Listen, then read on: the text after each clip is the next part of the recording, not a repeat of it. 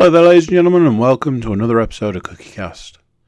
And it's a special episode because it's episode 100 of the Darkest Timeline podcast. And I swear to you, I absolutely had a guest lined up. It was going to be this big thing. It's going to be like, oh my God, I've got a guest. It's not the guest you'd expect, and all of this. And, yeah. See how that turned out by listening or watching along. Speaking of watching along, if you're checking us out on YouTube, do subscribe. Tell you what, why don't you mark the 100th episode by clicking the subscribe button. If you're already subscribed, go and find 100 friends to do the same. How about that? If you just like listening along and you're an audio kind of guy or gal, then you can subscribe wherever you get your podcasts. And we really appreciate it. So, let's get started with the bumper edition, the 100th episode of the Darkest Timeline podcast.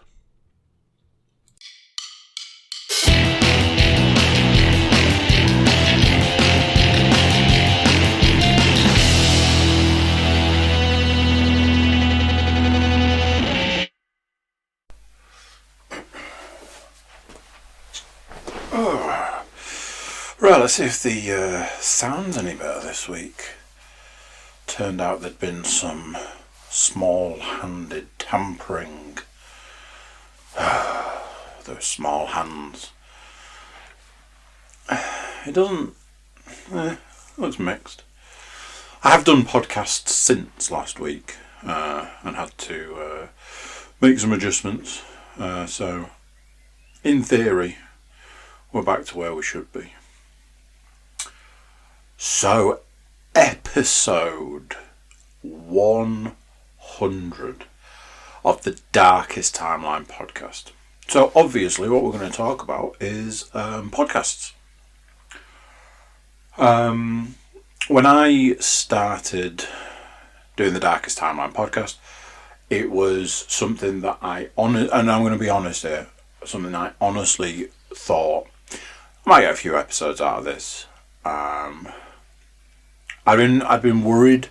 I've been terrified in some ways about starting my own podcast, which sounds weird when CookieCast as a whole has over 400 episodes at this point in time. Probably be closing on like 450 by the time this is aired. So that might sound a little strange, but probably, 250 plus episodes of those have got another person. When I started out podcasting, I was that worried to just get going, that I was very much relying on other people.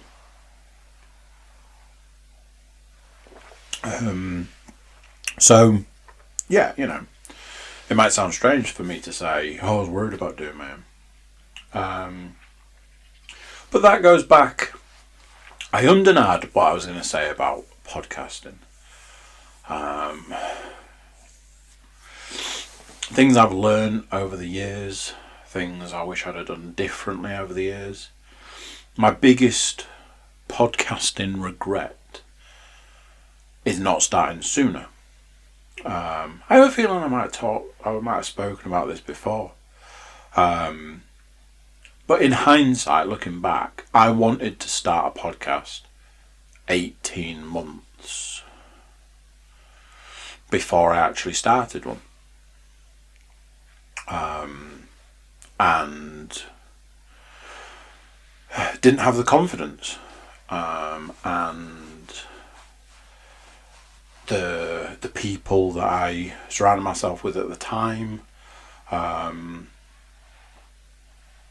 weren't the kind of people that I could have gone to and said, something, I'm really into podcasting and I feel like I've got a podcast in me, so I'm gonna start my own podcast. The people I was spending time with at that time, that wasn't a conversation to have with them. And then as time went on, I came in contact with people who were the right people to have that conversation with, people who helped me, people who got things up and running. I know I've spoken about that at length before. I will always be eternally grateful to, obviously the big one being Paul. Paul Williams features on, it's probably in the region of 80% of the podcasts. All the people from the early days, Ed, Tom, Sam, JK, the first people that I had those conversations with, that I said, I want to do a podcast, or I'm going to do a podcast, or I've started doing a podcast. Do you want to come on? And people that said yes. And some people have done a couple of episodes, some people have done hundreds. They're not getting, they're not getting paid. I was going to say they're not getting anything out of it, but I don't, that's not necessarily true. But they're not getting paid to do it, and they are giving up their time and their free time to do it. So I will be always grateful. The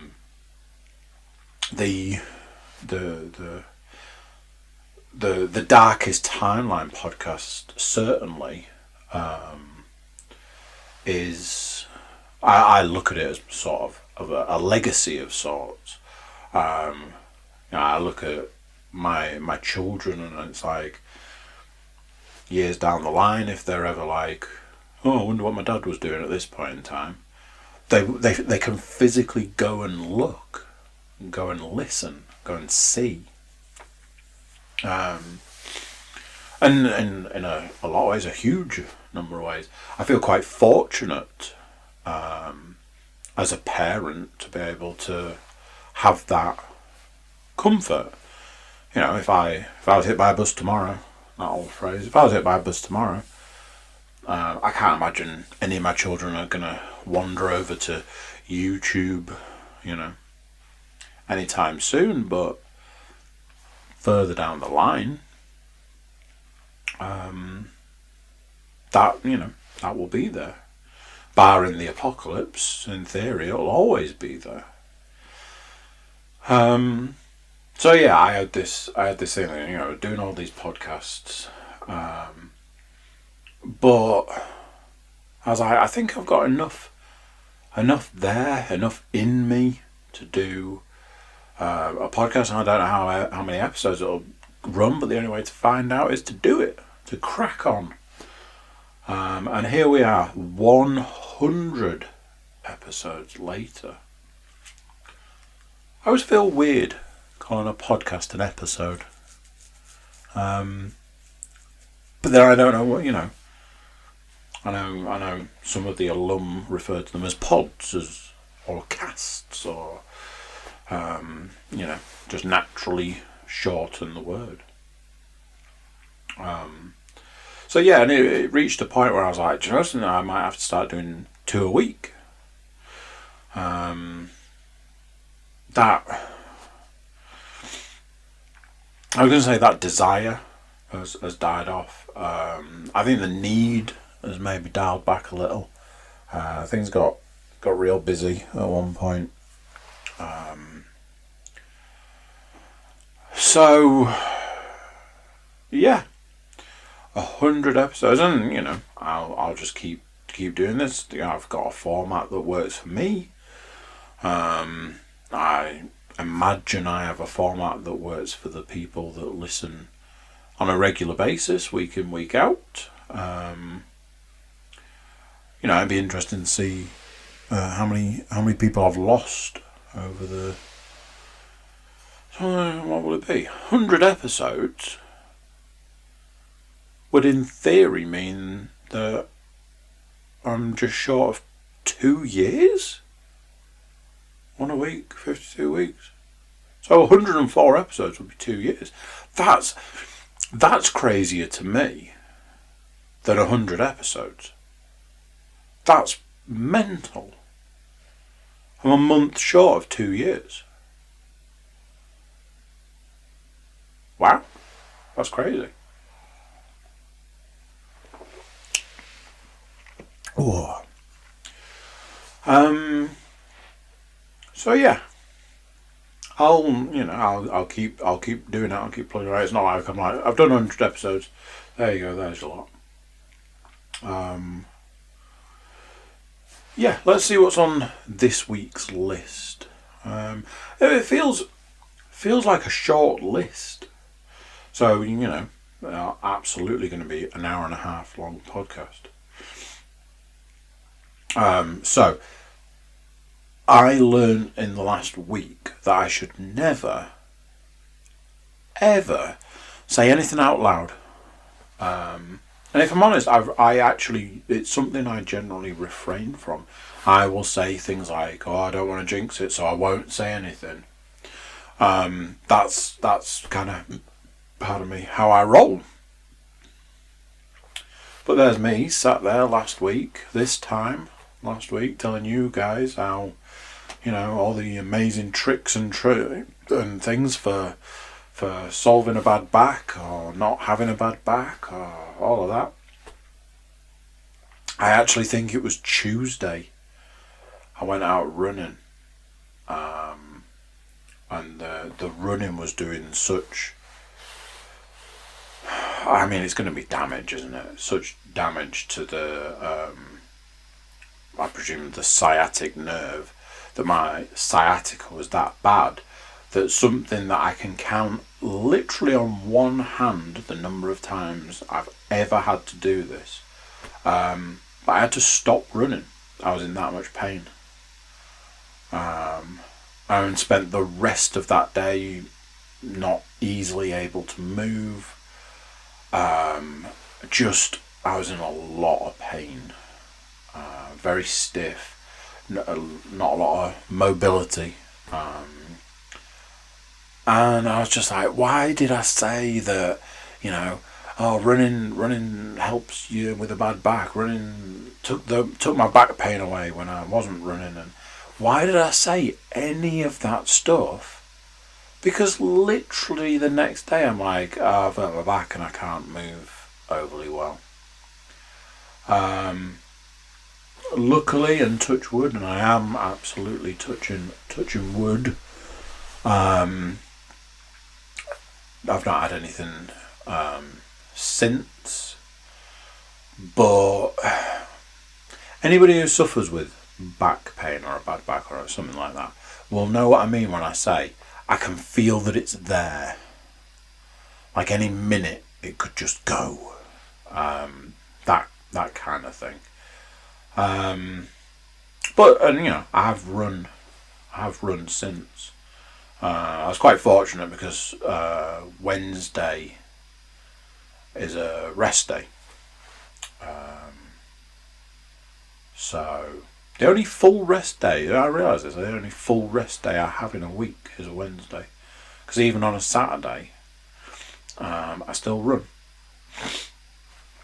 I didn't run this week though. This Saturday. I didn't have the time. Speaking of running, I set myself the challenge of running 55 miles in, what are we going into? May, in April. I am happy to report I got nowhere near 55 miles. Now then, I don't think I'll be able to check. I don't think I even did 30. Oh, stop. Track 31 activities this May. What? Right. How do I find it's one of these? This week, last week. Okay. Monthly? Weekly? Monthly? Oh, here we go. Right, okay. So last month, 34.3 miles. And yeah, I set out to do 55. So, there was 2 points in time where I didn't run.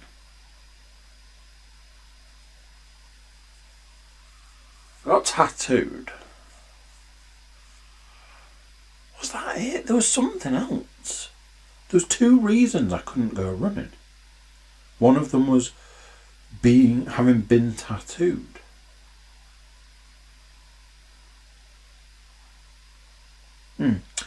Very strange. I knew it and it's gone. So yeah, I have reset the goal for May. Unfortunately, May started on a Saturday that I didn't run. Sunday I don't run, so I'm already 3 days into the month. I consider myself to be behind. So there. Small update, just a small update. Like I said, I'm going to start moving away from this. Small update with puppy training. I'd gone out, I'd taken him out for a walk, and I'd had an absolute nightmare. What I want is I want him to sit before crossing the road, and then I give him an audio cue, which is I look left and I look right, and I say left, right, over you go, and that's that. And I was having an absolute nightmare because we'd gone out on this walk and he just refused to sit down.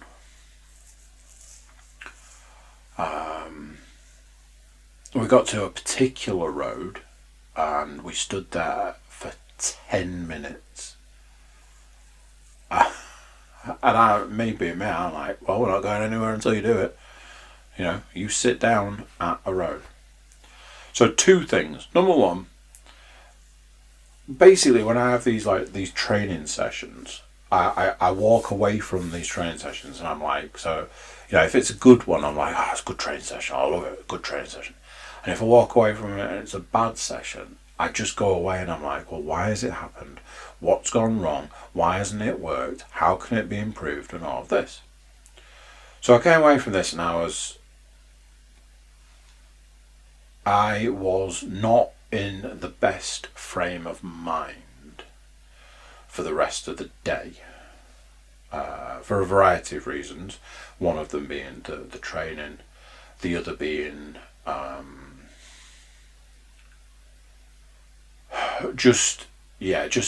it was just a bad situation. You know, standing on a street corner for 10 minutes of your day. So I boiled it down. I was like, right, there are 2 things here. Number 1, I can't get him to learn to sit because he sits. It's the weirdest thing. He's just got this automatic sit.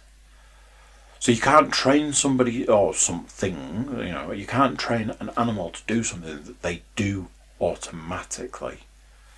It's the most bizarre thing. It's like, I want you to do the thing you're already doing. And he's like, well, I'm already doing that. It's like, yeah, but I want you to do it when I ask you to do it. It's like, yeah, I don't know what that means. So it's been very difficult. So I got the book out. I was like, right, here we go. Read the section on sit. So I in it I realised that there was a few things that I maybe hadn't done right originally. So I was like, okay, maybe there's a couple of points there that I can learn from. So basically I've gone back to, you know, step 1, day 1, sit training. So that's that. The other thing I realised was I was asking him to sit, but I wasn't giving him any incentive. And at the age he's at, and the stage he's at, he needs a lot of incentive. So the next time we went out, we'd done some training on how to sit, and I gave him incentive to sit. I was offering big juicy treats for him to sit down, and it was loads better. And as with everything, it is literally, and you know, the book that I've got says this all the time, and every piece of training you ever come across will always say this. It's never the dog's fault, it's never the puppy's fault, it's your fault. It's you. You haven't done something, or you have done something wrong. And I can confirm that is the case. So yeah, there. Started training down. That did not go well. But like I say, the realisation that sit wasn't even there. And we tried to do some training on a long line to get him a bit more confident with going a bit further away. But he's so obsessed with treats that he wouldn't leave my side. Doubling back to the fact that it's the 100th episode, how's this? Absolutely no, this is not, there's no word of a lie. I absolutely lined a guest up for this evening. So the 100th episode was going to be video and audio with a guest. Everything was sorted, everything was fine, everything was hunky-dory, apart from said guest went and got the old jab yesterday morning. Then last night reported that they were most unwell, and then come this afternoon, evening, they were like, any chance we can postpone? My answer was, unfortunately not. Busy week, podcasts to do and all that sort of stuff. So I was like, unfortunately not, and you are unwell. So here we are, episode 100 of me, just me. So yeah, it's one of those. There's loads of stuff I could say about like puppy training. Had a couple of backward steps as far as toilet training. If I'm honest, wrongly, I would have said that was a closed thing. I considered that training to have been done. I've been proven wrong more than once in the last week.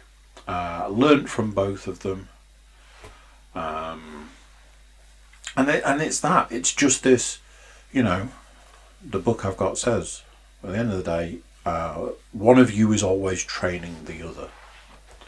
So, and it's it's very much the case. Anyway, for those of you who aren't here for puppy training blog, let's move on. I wrote something down, just as a little sort of like a sweet finish. I've become a little obsessed, and what makes it worse is I've become a little obsessed with these like fall videos. I think they're sort of also considered fail videos. What the problem I've got is that I've got Snoop Dogg on Instagram, and he just posts all of these videos, and I have this thing where like I have to watch whatever the video is like 10 times. There was one the other day, it was like a woman climbing like the stairs up to a porch at the front of a house. But obviously been caught on one of these doorbells that's got the camera in it. I don't know how to say this without just saying it, so I'll just say it. Quite a large lady climbed these couple of steps, put a hand out to steady herself on like I suppose like a banister, and it just collapsed. And with it collapsing, she collapsed with it, and then fell off the porch. And I was just in absolute stitches. And I just watched it over and over and over. I have a thing about comedy violence. Anything that's got like a funny fight, it absolutely cracks me up. So this is kind of like, it ticks quite, a few boxes for me. So I just watched them over and over and over. One I saw today was, again, Snoop Dogg. He is a good source for these. Somebody trying to jump like a load of like wooden pallets that were on fire on a bike, and as they went to go up the ramp collapsed and they just fell face first into the fire. That one, I wasn't laughing as much at that because I was a little bit more like, that looks nasty. But yeah, I've become a little obsessed with these videos. Yeah, I don't know what to say. It's a thing, I guess. So, let's talk entertainment. That's yeah.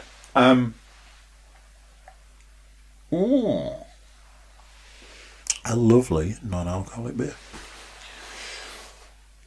I actually watched a film last night, and then I started thinking, have I only watched one film in the last week?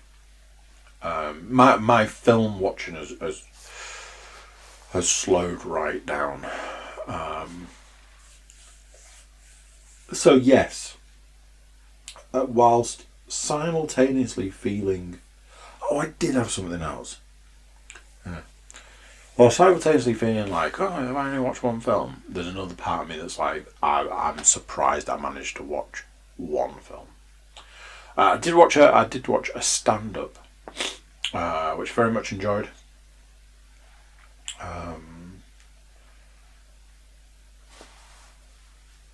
But it's that thing. I haven't written it down, which makes me think that there was a part of me who was like, I don't necessarily need to talk about this. But then, let's talk about this film, and I'll see. I watched the film Without Remorse. Without Remorse is an Amazon original. Amazon's version of Netflix's originals.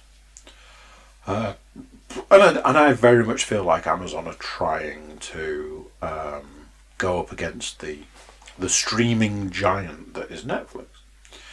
I work on the principle that Amazon's probably got more money behind it, and often it shows. So, Without Remorse stars Michael B. Jordan and I'm going to go out and say one other guy. Oh no, two other people that I actually recognised, and then just a load of other people. Now then, two things about this. One, I watched a trailer for this film a while ago and was like, oh yeah, I'm all about that.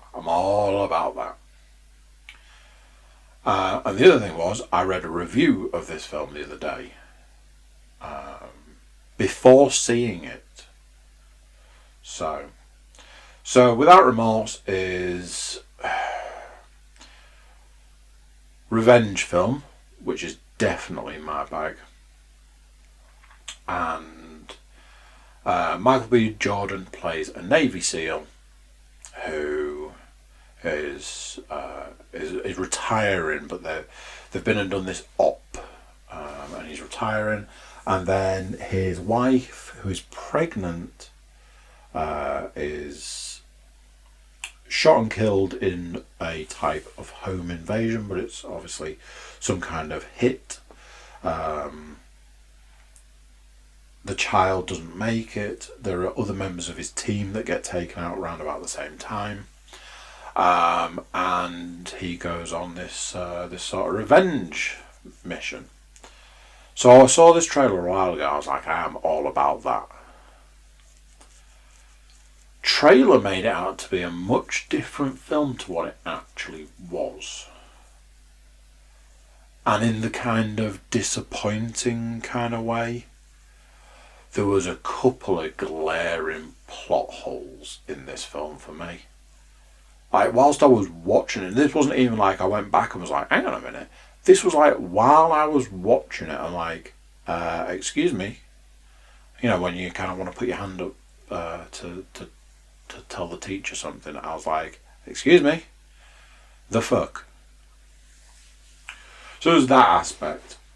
A lot less in the revenge arena than had been suggested by the trailer, and a lot more in the, I want to say like secret government agency, but it's not. It's like people so far up in the government are doing bad things. Shocker. So it's stuff like that. It's like, the people high up in the government do bad things. Oh, this is news to me. It's like, all right. There was some very good elements about it. There were some elements that were a little. One of the characters in it, when I saw the actor that was playing them, I was like, the moment they appeared on screen, I was like, bad guy. And then another actor appeared on screen, I was like, bad guy.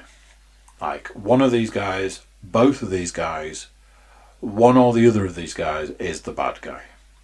And it's things like that. It's like, can't you cast somebody else so that it's not glaringly obvious that they're the bad guy? Because that kind of, you want it to be a twist. But when they appear on screen and your first thought is, well, they're going to be the bad guy, it kind of defeats the object, surely. One of the things, this review I'd read was saying that the story wasn't amazing, but Michael B. Jordan's performance sort of holds the film together. And if I'm honest, that is the review that I agree with in this situation. The story was just not.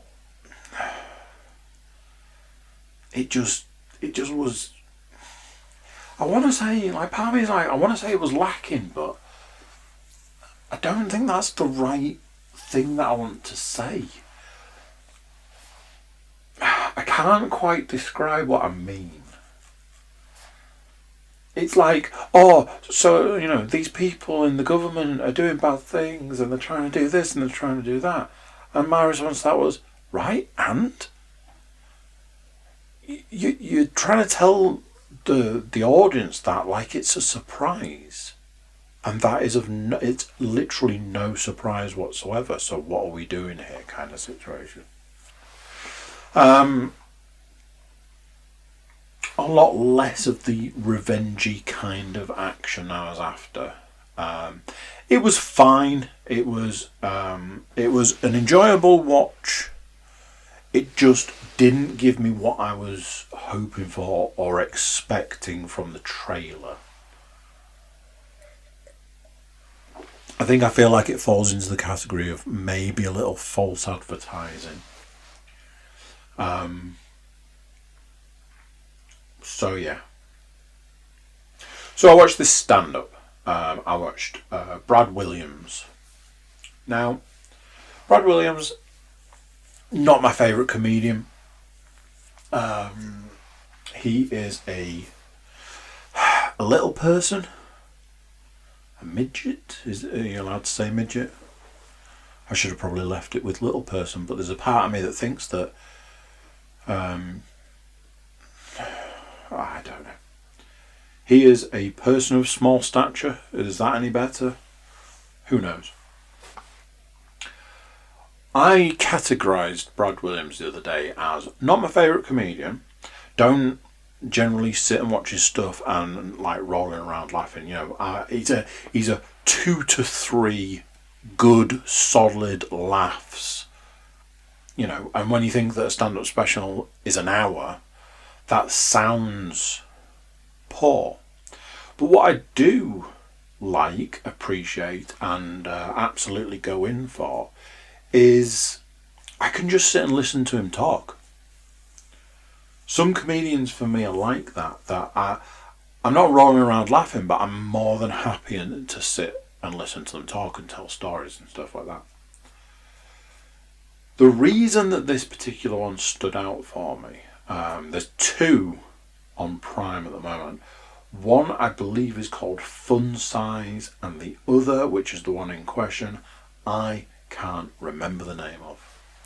And this is why we write things down, ladies and gentlemen. Or at least why we should write stuff down. Now, luckily, I did look something up earlier on Prime, so I have got it teed up. So, Daddy Issues is the name of this particular stand-up special. I was explaining it to Leanne the other day, and I was like, I don't overly know how I feel about a stand-up special where at the back end of the special the comedian is on stage crying. And I don't mean that like that's not like a joke or anything like that. I mean he is actually on stage at the end crying. Super understandable. Absolutely, I was all about that. What I will say is, as this special went on, it got better and better and better, and I was laughing out loud towards the back end. Then it was this very emotional section, which I absolutely 100% support. I thought it was fantastic. Not it was emotional, heartfelt. And I applaud that action. So yeah, an enjoyable time, even if a little emotional. Let me put it this way: if I see that there's an opportunity to watch Brad Williams, like there was something where he was just doing like 15 minutes or something, and I was like, I'm going to watch that because I've got time for Brad Williams. It's that sort of thing. If I see an opportunity to watch something that he's done, I'm absolutely watching it. He's great on Twitter as well, by the way. If anybody wants to jump all over the Twitter sphere, get in on that action. So, I watched Invincible Episode 8, also known as the finale of Season 1. Didn't realise that until a few days before it aired. So, it was another of that's an absolutely brutal episode. And it's had I think it's had one of the best ratings of an episode of the show in all 8 episodes. Not from me. My review was, man, that first half of the episode was brutal. The rest of the episode felt really weak. And as far as the stuff that was really brutal, it got to a point where I was like, what is the point to this?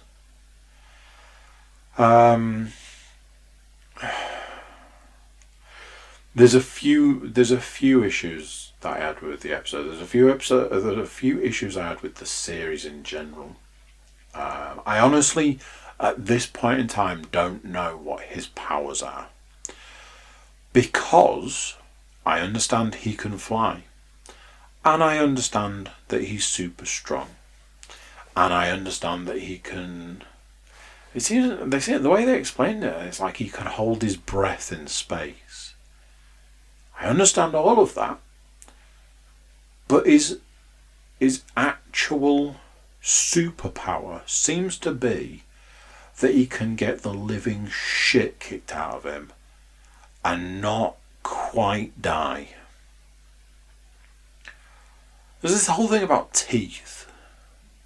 There's been no mention whatsoever of whether the race of people that he is have enhanced healing in any way, other than the fact that it would appear not. It's like, all right, so why is it that when they walk out of hospital, other than a couple of cuts and bruises and things, they look fine? I'm pretty sure you lost a few teeth in that fight. Why have you got all your teeth now? Obviously, I understand that they can, teeth can be replaced. There was something that was used a couple of times in the last episode, and I was a bit like, is that how that works? Like, twice somebody was leaving Earth's atmosphere and stuff just like burn off their costume. I was like, does that work like that? The day of, or the day before the finale, it was announced that there will be a series 2 and 3.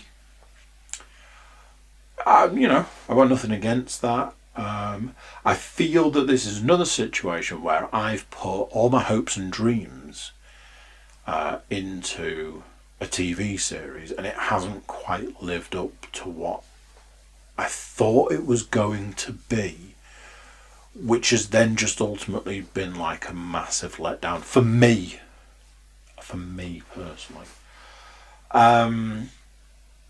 I spoke to who was going to be our guest this evening, and they agreed with the review that it was a great episode, and I was like, maybe it's me then. There was a little thing at the end of the episode where it was kind of like trying to justify itself doing that. Well, what the hell are we going to do? Like, if we got another series, what would we do, sort of situation. And then it just flashed through all of the stuff that they could do with another series. It's like, right, okay. Luckily for them, they did get another series and another one after that.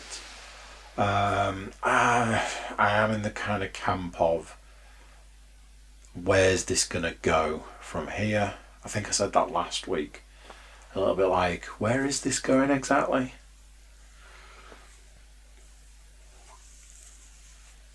We shall see. If I'm honest, and I'm going to be as honest as I can on this one, I do wonder if it's a show that will end up falling by the wayside for me.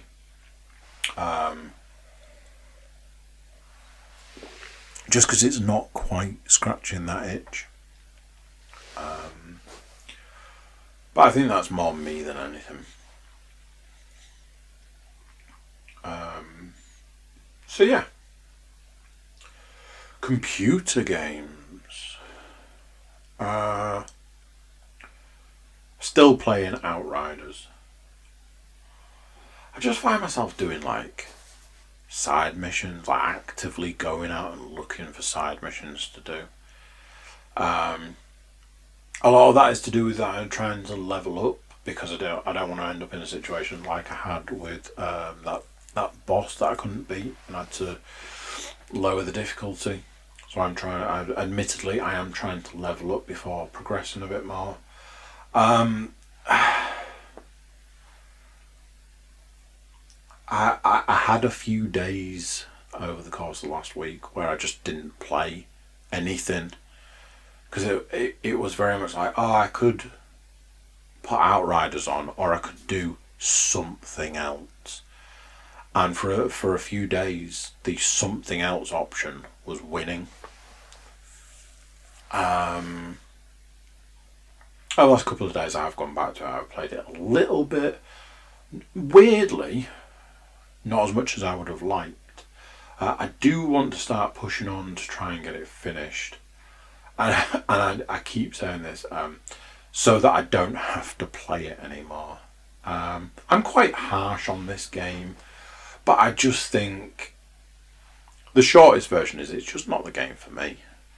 I don't really have time for cover shooters, so the fact that you added like powers to it makes it a little more interesting for me. But then when it always comes back to the fact that it ultimately is just a cover shooter, it's like, oh man. So yeah. I can't unfortunately give any update on the VR that is sat there staring at me in what I'm going to go out on a limb and say is the exact same position it was this time last week.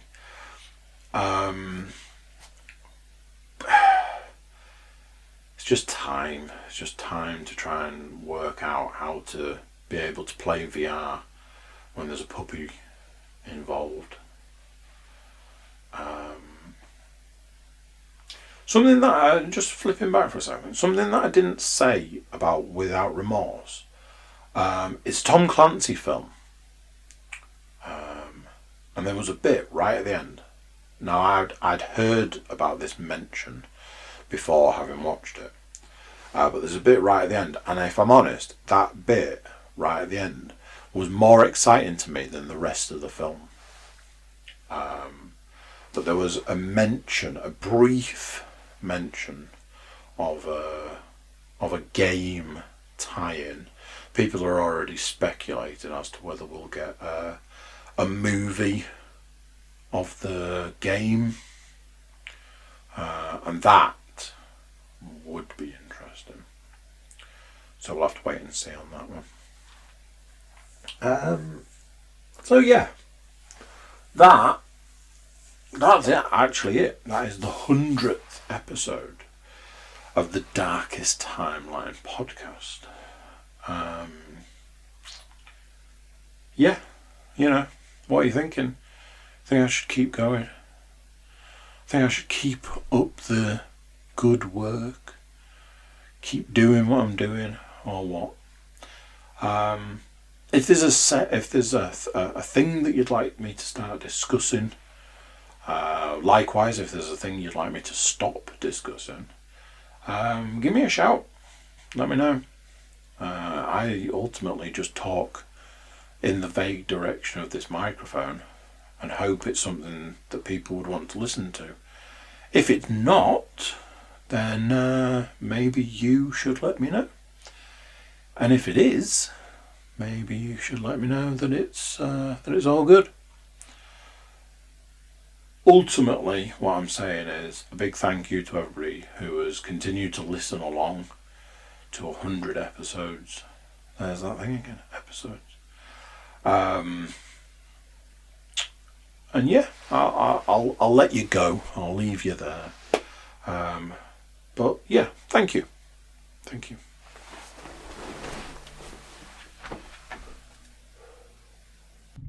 So there it is, ladies and gentlemen. Episode 100. Stick around and see if we can get another 100 episodes out of this bad boy. While you are sticking around, how about you click the subscribe button? Whether it's on YouTube, SoundCloud, iTunes, wherever you're digging your podcasts. Check them out. Get subscribed. Drop us a comment. Tell us what you're liking, what you're loving. All that sort of stuff. So, a big thank you to everybody who's listened along for 100 episodes. And here's to 100 more. Until next time, I'm going to say bye. And I'll see you then. Bye!